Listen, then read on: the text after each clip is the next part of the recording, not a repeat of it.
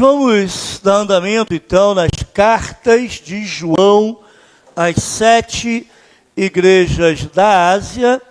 Nós já vimos os capítulos 1 e 2 de Apocalipse, e hoje nós iremos começar o capítulo 3. Está indo rápido, viu, irmãos? Embora a gente fique com alguns domingos, às vezes, sem pregar nesse tema, mas estamos caminhando bem. Então, abra sua Bíblia, por gentileza, em Apocalipse capítulo 3, versículos de 1 a 6.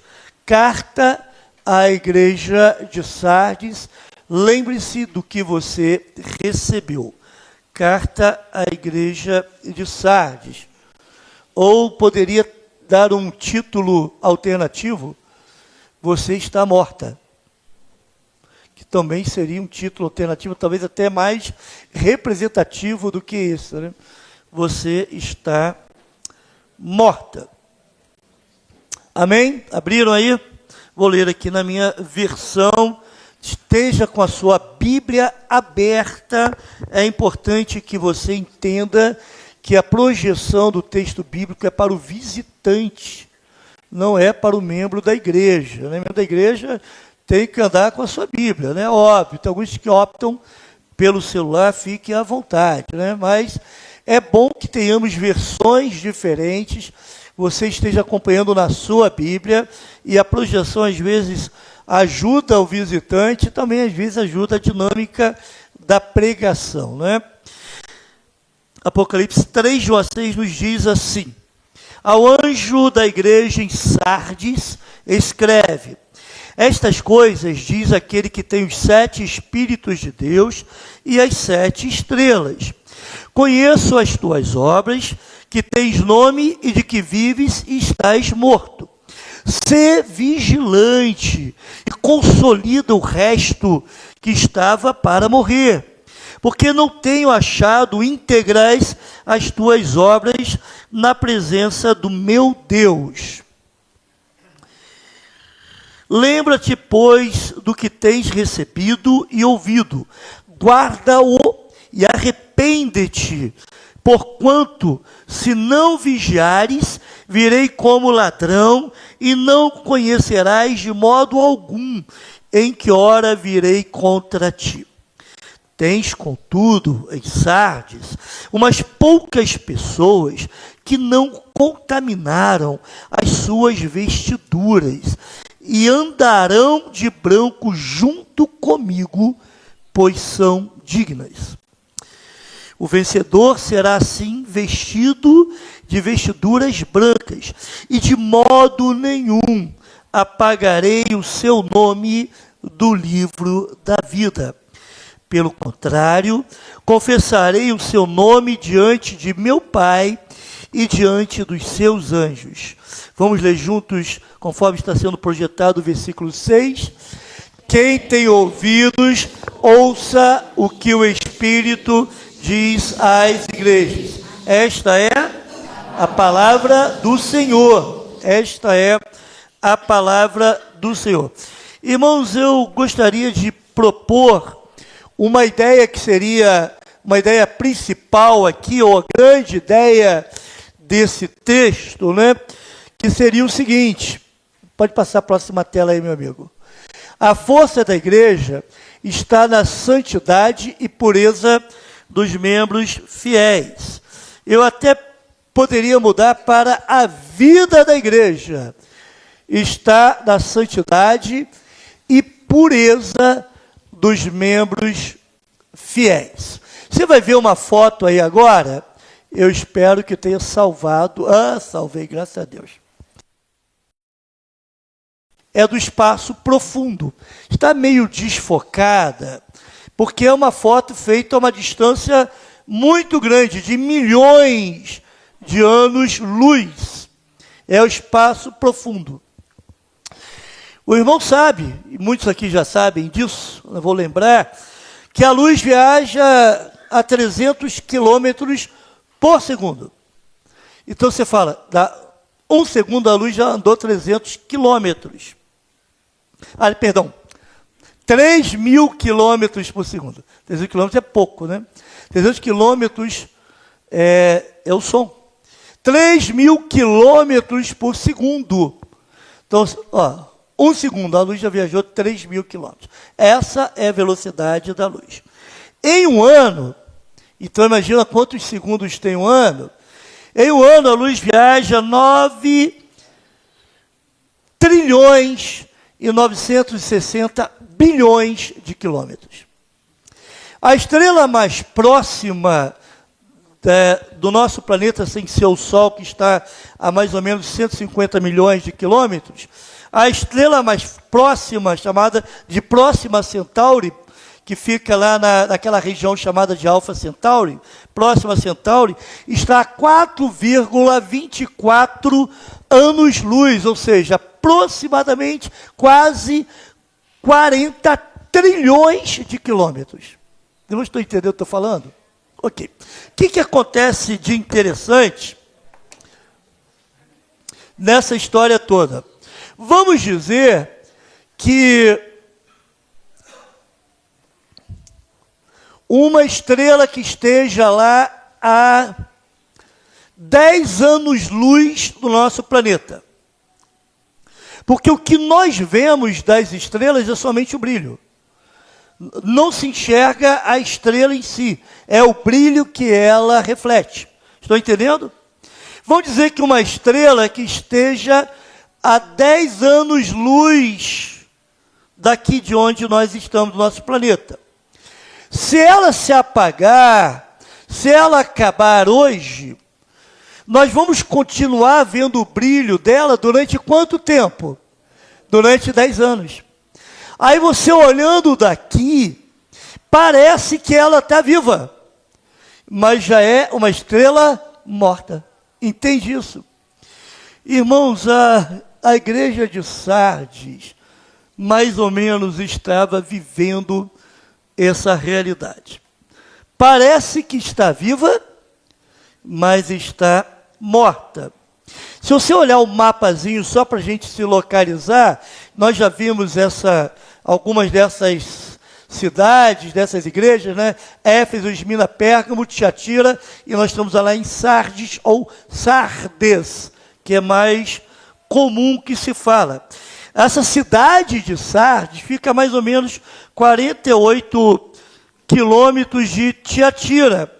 Sardes ficava no alto de um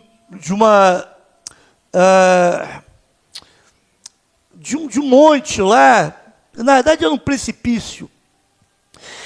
E 3 lados da cidade eram formados por precipícios. E ele estava lá em cima. Então você só tinha uma entrada para Sardes, onde não tinha um precipício. Os moradores, o exército de Sardes, consideravam uma cidade inexpugnável. Esses precipícios protegiam naturalmente a cidade. Eles achavam, os soldados, que nenhuma outra nação, nenhum batalhão, nenhum exército de outra nação conseguiria conquistar essa cidade. Com isso, os moradores e os soldados dela ficaram orgulhosos, arrogantes e autoconfiantes. Mas ela foi conquistada 2 vezes, né? Uma vez pelo Império Persa e outra vez por Antíoco, o grande rei da Síria. Essa conquista do Império Persa, eu vou me referir um pouco mais à frente, mas essa presunção que eles tinham de ser uma cidade inexpugnável acabou provocando que eles fossem conquistados. Essa cidade foi construída por Alexandre o Grande e ela foi dedicada à deusa Cibele, ou conhecida como Artemis, que é grega, não é? Ou Diana, que é para os romanos, não é? Cibele para os moradores de Sardes, o povo daquela região, também com esses 3 nomes, né? Cibele, Artemis ou Diana. Interessante que essa deusa Diana, ela era uma padroeira que considerada como tendo poder especial para restaurar a vida dos mortos. Mas a igreja de Sardes estava morrendo. E só Jesus poderia dar vida a essa igreja. Sardes era uma cidade rica, irmãos, mas totalmente degenerada. E a igreja, infelizmente, tornou-se como aquela cidade em que ela estava. Então, eu quero ver algumas coisas com os irmãos, algumas ideias que nós podemos tirar desse texto. Em primeiro lugar, Jesus sabe que uma igreja está morta, mesmo se aparentar estar viva. Jesus sabe que uma igreja está morta, mesmo se aparentar estar viva. O versículo 1 vai dizer o seguinte: ao anjo da igreja em Sardes, anjo, os irmãos já sabem que se refere a um pastor da igreja, estas coisas diz aquele que tem os 7 Espíritos de Deus e as 7 estrelas. Conheço as tuas obras, que tens nome de que vives e estás morto, mas estás morto. Irmãos, a igreja de Sardes, então, era uma igreja que aparentava ser muito dinâmica. Era uma igreja que realizava grandes eventos. Aliás, uma igreja pode ser desse tipo. Uma igreja pode realizar grandes coisas. Uma igreja pode ter cultos bem elaborados, não é? Uma igreja pode lançar mão de altas tecnologias, tecnologia de ponta, em termos de som, projeção, até luzes, né? Falar baixinho para não dar ideia. Não é? Alguns jogos de luzes aí, e a igreja pode ter isso tudo, pode aparentar ser uma igreja muito ativa, uma igreja que tem vida, mas na realidade não é bem assim, porque isso tudo pode esconder corações vazios diante de Deus, pode esconder uma membresia vazia de Deus, uma igreja desse tipo.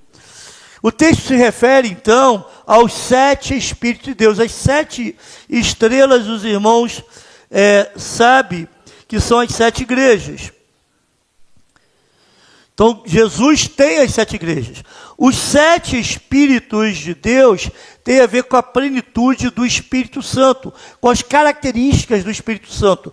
Vai lá comigo em Isaías capítulo 11, versículo 2. Isaías 11, versículo 2 diz assim, olha só o que fala sobre o Espírito Santo. O Espírito do Senhor, 1, repousará sobre ele. O Espírito de sabedoria, 2. O Espírito de entendimento, 3. O Espírito de conselho, 4. Espírito de poder, 5. Espírito de conhecimento, 6. E Espírito de temor ao Senhor, 7. Então, possivelmente, esse texto de Apocalipse capítulo 3, versículo 1, é uma referência a Isaías capítulo 11, versículo 2, as várias características do Espírito Santo. Muitos entendem que os 7 Espíritos de Deus pode se referir, conforme encontramos em Zacarias capítulo 4, àquela menorá, sabe aquele castiçal com 7 lâmpadas que ficava à entrada dos santos. Pode se referir a isso também.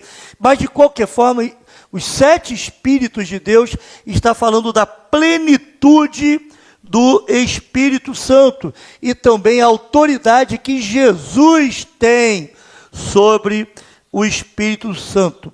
Jesus segura as 7 estrelas que são em sua mão, o poder e autoridade que ele tem. O Senhor tem os mensageiros da igreja em suas mãos, aqueles que são designados a pregar a sua palavra. E Jesus vai falar então nesse versículo, na segunda parte, a seguinte expressão: conheço as tuas obras. Aquele Jesus que tem os 7 Espíritos, que é capaz de penetrar na profundeza dos corações, ele conhece a sua igreja, ele conhece as obras da igreja. E pelas obras Jesus diz, você tem nome, você é reconhecida como uma igreja viva, mas você está morta. Gente, perceberam a tristeza disso? A gravidade dessa situação? Uma igreja que parece estar viva, mas está morta, porque tem as obras incompletas diante de Deus, conforme veremos no versículo 2. Meus irmãos, Jesus não está interessado em tentativas frias que a igreja possa fazer para servi-lo, sem entusiasmo, sem vigor, sem o ardor espiritual, o ardor que vem pela própria ação de Deus no coração dos crentes, senão são meros ativismos, meras atividades que na realidade não contemplam a vontade de Deus e não servem para a glória de Deus nem para a edificação da igreja. Interessante perceber que naquela igreja você não vê aqui nesse texto nenhuma falsa doutrina sendo ensinada. Você não, aqui não tem referência aos balamitas, as que seguiam a doutrina de Balaão, nem aos nicolaítas, nem aos jezabelitas, né? Aqueles que seguiam a doutrina de Jezabel, certo? Então essa igreja não tinha esse problema. Também aqui não está falando sobre a perseguição de judeus à igreja. Mesmo assim, essa igreja, ela se encontra morta. Um pensador, comentarista chamado Adolf Paul, ele fala assim: onde reina a morte pelo pecado, não há morte pelo martírio. Onde reina a morte pelo pecado, não há morte pelo martírio. Bota essa figura que vem logo em seguida aí. Irmãos, essa é uma formiga. O que está nascendo ali no meio daquela formiga é um fungo. O nome desse fungo é Cordyceps. Cordyceps. Essa formiga está morta. Mas o fungo domina o sistema nervoso da formiga de tal forma que ela se movimenta, mesmo estando morta. Como é que se chama aquela? The Last of Us, que era um desenho, era um jogo, né? Depois fizeram uma série, The Last of Us, foi baseado nesse fungo aí, nesse Cordyceps, não é? Ele controla o sistema nervoso do inseto. O inseto se movimenta para lá, se movimenta para cá, mas está morto. Quando eu vi esse texto, eu me lembrei do The Last of Us. Não é? Uma igreja zumbi. Parece, anda, vai de um lado para o outro. Corre atrás, né, de algumas coisas. Devido ao seu movimento constante, até aparenta ter alguma vida, mas essencialmente é uma igreja morta. Pastor John MacArthur, falecido recentemente, ele falou sobre os sinais de uma igreja que está morrendo. Me permita aqui ler, por gentileza, preste atenção. Quais são os sinais de perigo que a igreja está morrendo? A igreja está em perigo quando ela se contenta em descansar sobre os louros do passado, quando ela está mais preocupada com formas litúrgicas que a realidade espiritual, quando se concentra na cura de males sociais, em vez de mudar o coração das pessoas, através da pregação do Evangelho de Jesus Cristo, que dá vida. A igreja está morrendo ou está em perigo de morrer, quando ela está mais preocupada com o que os homens pensam do que o que Deus diz. Quando ela se torna mais encantada com os credos de sistemas de teologia do que com a palavra de Deus e suas doutrinas. A igreja está em perigo de morrer quando perde a sua convicção de que cada palavra da Bíblia é a palavra de Deus. Não importa o que a presença da igreja signifique, não importa quão impressionantes sejam os seus edifícios, não importa o status que a igreja tenha na comunidade, tal igreja, depois de ter negado a única fonte de vida espiritual, está morta. Isso é muito sério. Irmãos, quantas igrejas que aparentam estar vivas estão mortas. Eu estive fazendo uma visita essa semana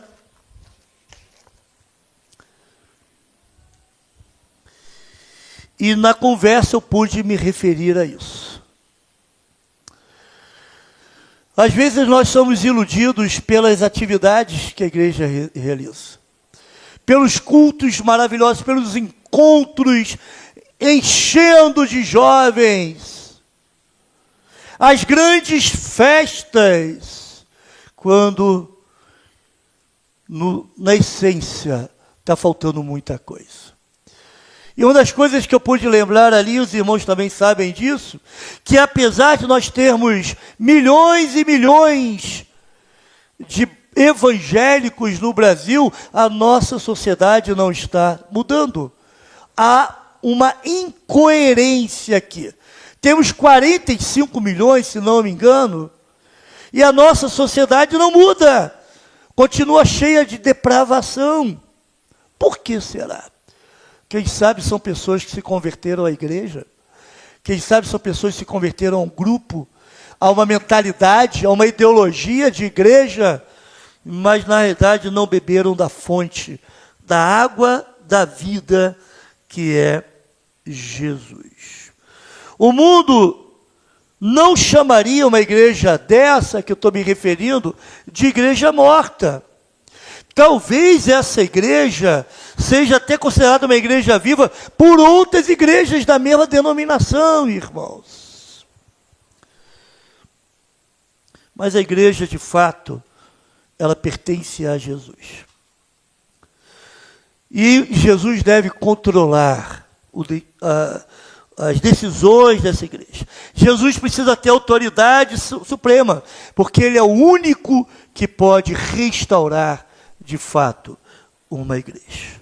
Uma igreja que aparenta estar viva, mas de fato estar morta.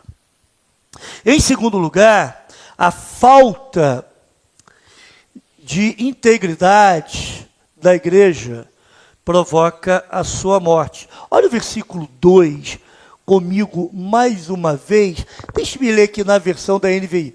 Esteja vigilante. Talvez na sua versão mais antiga está consolide. Aqui na NVI está fortaleça, que eu usei para preparar o sermão, usei a Nova Almeida atualizada. Fortaleça o restante, o que está prestes a morrer, pois as obras que você realiza não são completas diante do meu Deus. Irmãos, a igreja que não atende ao que Deus deseja, ela precisa de restauração. Para que aconteça essa restauração, duas coisas são orientadas aqui. Primeiro, vigilância. Para não cair no engano de Satanás, para não cair nesses apelos do evangelicalismo moderno, de se tornar uma igreja com algumas características que satisfazem mais o desejo dos crentes do que o desejo de Deus. Vigilância. O diabo não age para destruir a igreja de uma única vez. Muitas vezes ele incita a igreja a fazer de coisas que não agradam a Deus. E paulatinamente, devagar, a igreja vai perdendo o seu vigor, a sua vitalidade, a sua vida. Lembra que eu falei que aqueles habitantes de Sardes, aqueles soldados de Sardes, eles se consideravam inatingíveis, e por isso eles se tornaram arrogantes, orgulhosos e tremendamente autoconfiantes. Na primeira vez em que Sardes foi invadida, estava cercada lá pelo exército persa. No ano 546, eles foram, então, se trancaram lá na cidade e estavam tranquilos lá. Não, ninguém vai chegar aqui, vamos ficar tranquilos. Mas aí um soldado que estava de guarda numa determinada noite, ele deixou cair o elmo. O elmo é um capacete. Deixou cair lá embaixo. Inadvertidamente, sem pensar direito, sem se lembrar que lá embaixo estavam soldados do exército inimigo lá, ele simplesmente desceu aquela muralha para buscar o capacete e depois escalou de novo a muralha para voltar para dentro da cidade. O exército inimigo viu aquilo. Eles viram, tem como chegar lá. Sabe o que aconteceu? Na noite seguinte, pelo que me lembre, eles estavam descansados, estavam dormindo, despreocupados, não vão atacar, ninguém vai atacar. O exército inimigo escalou a muralha e pegou todo mundo dormindo, inclusive o rei, e assim eles foram conquistados. Aí faz sentido quando Jesus usa esse contexto para falar: sejam vigilantes, vigiem, senão o inimigo vem. O inimigo vem para destruir, matar, roubar e destruir. Irmãos, ele faz isso com a igreja. Ele faz isso comigo, faz isso com você. E se a igreja não estiver cuidado, não estiver atenta, não estiver preparada, ela vai ser iludida. E ela vai ser dominada, ela vai ser tomada. Cristo é aquele que tem os 7 Espíritos de Deus. Ele é onisciente. Ele está atento. Mas aquela cidade não estava atenta.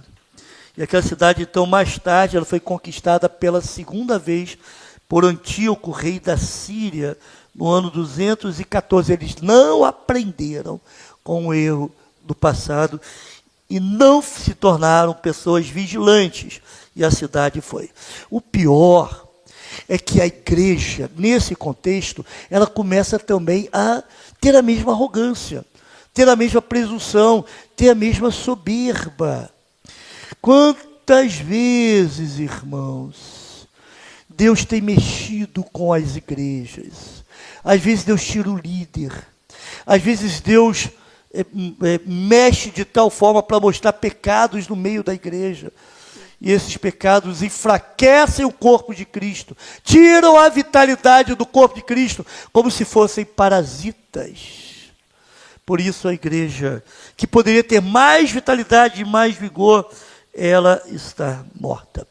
Então, em primeiro lugar, vigilância. Primeira orientação para que essa igreja seja restaurada, vigilância. A segunda é fortalecimento. Fortaleça. Não é isso que diz lá o versículo 2? Fortaleça o resto que está para morrer. Fortaleça. Irmãos, igrejas assim deveriam estar prestando mais atenção a coisas realmente importantes. Mas, normalmente, igrejas assim começam a desprezar muitos valores importantes no meio da igreja. Quantas igrejas não dão devido valor às EBDs? as escolas bíblicas dominical. Quantas igrejas deixam a EBD para fazer no horário que dá? Eu já falei aqui que houve uma surpresa por parte de alguns quando nós pedimos 60 revistas. Mas 60 isso tudo? Falo, mas como assim? Não, tem 60 revistas. E muitas vezes não é suficiente, graças a Deus. Não é? 60 revistas. Como assim? Uma igreja pequena com 60 revistas? É, isso aí. Quantas igrejas têm abandonado seus cultos de oração? Os cultos de oração são relegados a um grupo de velhinhos, saudosistas, que se lembram do passado e querem reviver momentos importantes da igreja. Épocas áureas da igreja, quando a igreja se reunia para orar. Coisas importantes, mas pior do que isso. Quantos membros da igreja não dedicam o tempo necessário à disciplina espiritual? Substituem a disciplina espiritual por momentos atraentes, por momentos envolventes. Não dão o devido tempo, a devida atenção à leitura bíblica, à oração. Eu já disse que eu não pergunto para a igreja quantos leram a sua Bíblia naquela semana, porque eu fico com medo da resposta. Por outro lado, tem um remanescente. Tem um grupo de irmãos que estão lá com a gente, está junto lá, lutando, às vezes se atrasa um pouquinho, mas vamos chegar até o fim do ano. Amém, irmãos? Lendo toda a Bíblia. Alguns já leram a Bíblia toda, até em 3 meses, né? Vou falar quem não, mas está do meu lado. Então, irmãos, entende isso? O devido tempo para orar, para estar com Deus. É isso que traz vida para a igreja. Não são momentos sociais. Os momentos sociais são importantíssimos, são até necessários, mas os momentos sociais devem simplesmente ser um reflexo da comunhão que temos com Deus, e essa comunhão com Deus nos aproxima uns com os outros. É o sangue de Cristo que nos aproxima uns dos outros. Fortalecimento.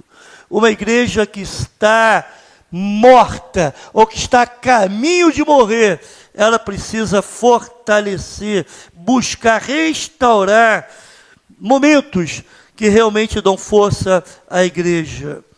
Das 7 igrejas da Ásia Menor, Sardes é a igreja que tem o fervor espiritual mais baixo, devido à acomodação ao ambiente da cidade no qual ela estava localizada. Era uma igreja que não sofria perseguição, mas é uma igreja que não sofria perseguição, sabe por quê? Porque dificilmente alguém notava. Era uma igreja inofensiva. Uma igreja que se tornou inofensiva no meio de uma sociedade corrompida, pervertida.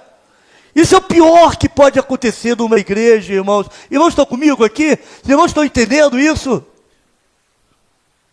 Aquela igreja é gente boa, né? Só tem gente boa. Você tem coisa boa lá. Né? Peraí.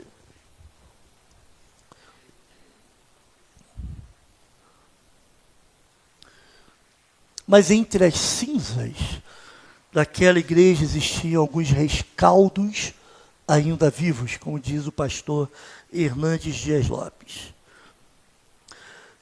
Sardes cessaria de ser igreja, a menos que revelassem evidência de arrependimento. Aqueles crentes tinham vida dupla. Suas obras não eram íntegras. Eles trabalhavam sob as luzes dos holofotes. Queriam ser vistos. Assim eles trabalhavam. Promoviam seus próprios nomes. Trabalhavam pela sua própria glória. Uma igreja morta é desse nível. Em terceiro lugar, irmãos, a igreja desleal precisa se arrepender para não sofrer o juízo de Cristo. A igreja desleal precisa se arrepender para não sofrer o juízo de Cristo. 3 imperativos aparecem nesse versículo 3. Lembra-se, é o primeiro.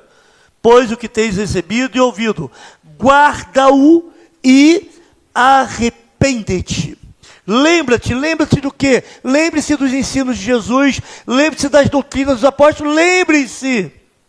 Mas não somente se lembre, guarde isso, guarde no coração, para que possa obedecer aos preceitos do Senhor, mas também se arrependa. Mude a sua maneira de pensar, mude a forma de pensar a respeito do que é ser igreja, a respeito da própria vida.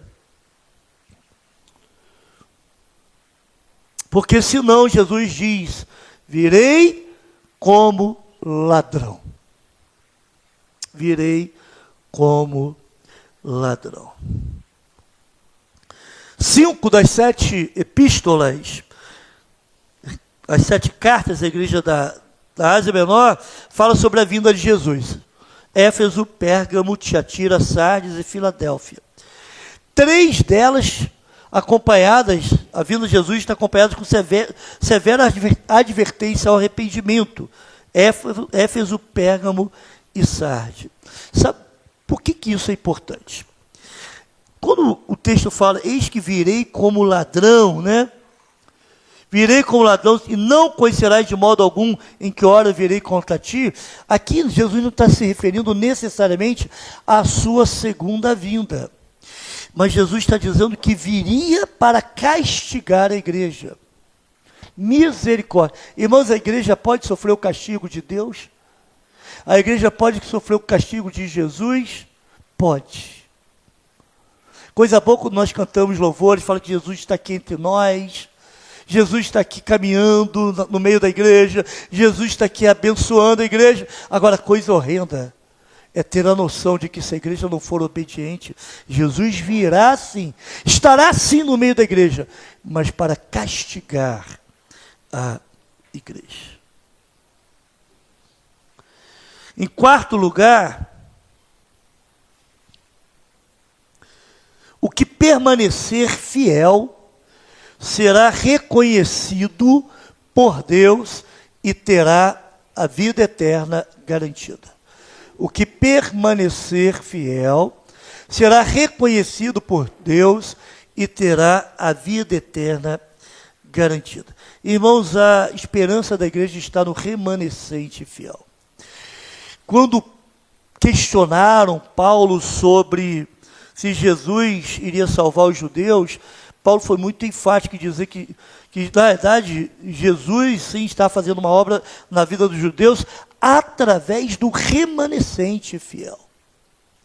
Quando Elias, isso da carta aos Romanos, quando Elias estava lá com uma crise danada, deprimido, se achando sozinho, com medo de ser morto, Deus falou assim, Elias, volte, porque tem ainda 7.000 que não dobraram os seus joelhos. O remanescente. Irmãos, o que salva uma igreja é a presença do remanescente. Aqueles que prezam pela pureza, aqueles que prezam pela santidade, aqueles que não se deixaram contaminar pelos apelos sensoriais e prazeres do mundo. Versículo 4, tens contudo em Sardes umas poucas pessoas que não contaminaram as suas vestiduras e andarão, isso é uma promessa, de branco junto comigo, pois são dignas. Não contaminaram, não poluíram, não sujaram as suas vestiduras. Isso tem a ver com pureza, com santidade, e cada vez mais essa palavra está sendo excluída das nossas igrejas. Vida de santidade. A vida da igreja reside na força, ou reside na presença do remanescente fiel. A esperança dessa igreja de Sardes estava naquele remanescente. Eles não tinham deixado, irmãos, se envolver, serem influenciados pela cultura dos seus dias. Hoje, não se usa mais a palavra mundanismo. Hoje usa-se a palavra cultura. Eu acho que fica mais chique. Mas é mundanismo. São pessoas que não se deixaram envolver pelo mundanismo do mundo. Vestidos de branco eram usados em momentos de festas, em momentos de celebração. Jesus está dizendo, olha, vocês vão andar comigo. Vocês andarão de branco junto comigo, pois vocês são dignos. As obras de justiça de vocês são evidenciadas. Então, vocês andarão de branco. Vocês vão celebrar. Poderão até sofrer aqui devido à sua lealdade, mas vocês vão celebrar comigo. Vão participar das bodas do Cordeiro. A grande festa, a reunião de todos os crentes, quando Jesus voltar, e todos os crentes estarão ali, vestidos de branco. Nos versículos 5 e 6, duas garantias são dadas, importantes. Diz lá, o vencedor será assim vestido de vestiduras brancas, será dada a ele vestidura branca. Ao vencedor. É dado, Jesus dá a sua característica, a sua pureza. Isso também se chama justificação. Mas no céu não haverá mais a presença do pecado. E de modo nenhum apagarei o seu nome do livro da vida. Olha a certeza da salvação aqui. Quando uma pessoa era condenada à morte, naquele tempo, inclusive os cristãos, quando eram condenados à morte, eles tinham o nome apagado dos registros daquela cidade. Um criminoso que era levado à execução, antes tinha o nome apagado dos registros. Aquele crente fiel que prezava pela vida de santidade, também tinha o nome apagado dos registros. Mas Jesus está dizendo, olha, não importa que apaguem os seus nomes desses registros das cidades. Porque do livro da vida, o seu nome não será apagado. Em segundo lugar, no tribunal do juízo, o próprio Cristo dará testemunho da sua pureza, do crente fiel. Aquele que me confessar diante dos homens, eu confessarei diante do meu Pai que está nos céus. Mateus capítulo 10, versículo 32. Jesus mesmo vai dar testemunho a nosso favor. Somente os puros, somente os perfeitos entrarão no reino dos céus. E a carta então termina dizendo, no versículo 6, aquele que tem ouvidos, ouça o que o Espírito diz às igrejas. É um refrão repetitivo para dizer, irmãos, que essa instrução que está sendo dada à igreja de Sardes serve para todas as 7 igrejas da Ásia Menor, mas também serve para todas as igrejas que existem na face da terra, ao longo da história. Eu quero terminar, então, com uma última frase para passar para aplicações. A santidade agora é garantia de glória no futuro. A santidade agora é garantia de glória no futuro. Como que nós podemos, então, aplicar isso em nossas vidas? Que lições podemos tirar para as nossas vidas, irmãos? A primeira lição: a lealdade da igreja está em obedecer a Deus e não colocar a sua confiança em projetos humanos que buscam o crescimento da igreja a qualquer preço. Aonde está a lealdade da igreja? A Deus? Essa lealdade é refletida através da obediência? Ou a lealdade dos membros da igreja tem sido negociada? Aqueles que permanecem fiéis, irmãos, eles vão pagar o preço da sua lealdade.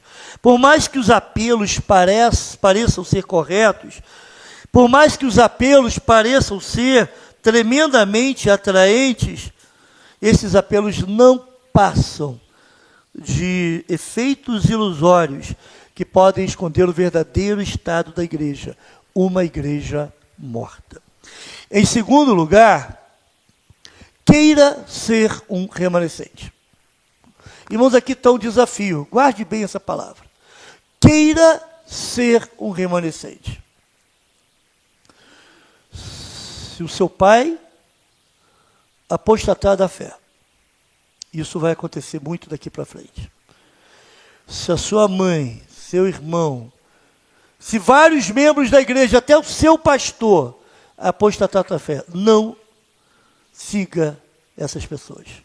Eu serei leal a Cristo. Tome essa decisão.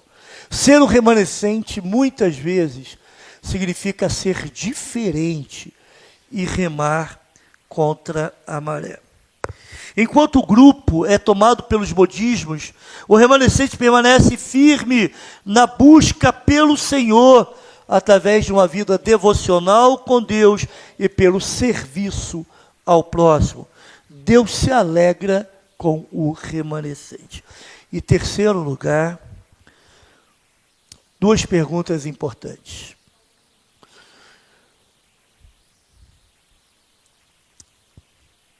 Você já tem seu nome escrito no livro da vida? Você está seguro de ir para o céu caso morresse hoje? Perguntas importantes, não? Você está seguro de que vai para o céu? Você está certo de que seu nome está escrito no livro da vida? Jesus quer te salvar. Mas para isso, você precisa crer em Cristo. Você precisa se entregar por inteiro a Jesus, confiar plenamente nele para a sua salvação. Por isso, eu quero conclamar. Eu sei que aqui, passando os olhos, aparentemente, todos são membros, a maioria aqui é membro da igreja, né? Com exceção de uma visitante que é membro de outra igreja. Mas isso não significa que você realmente é uma pessoa salva. Você pode estar com o nome escrito no hall de membros da igreja, mas não está com o nome escrito no livro da vida. Isso é muito sério. Por isso eu quero te desafiar nessa noite. Não deixe passar essa oportunidade.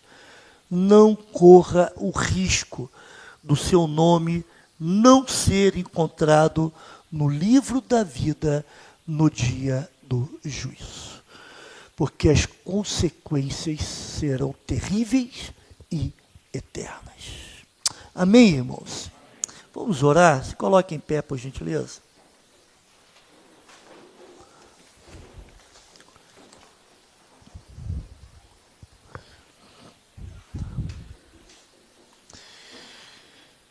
Senhor, entendemos a Tua palavra, ó Pai.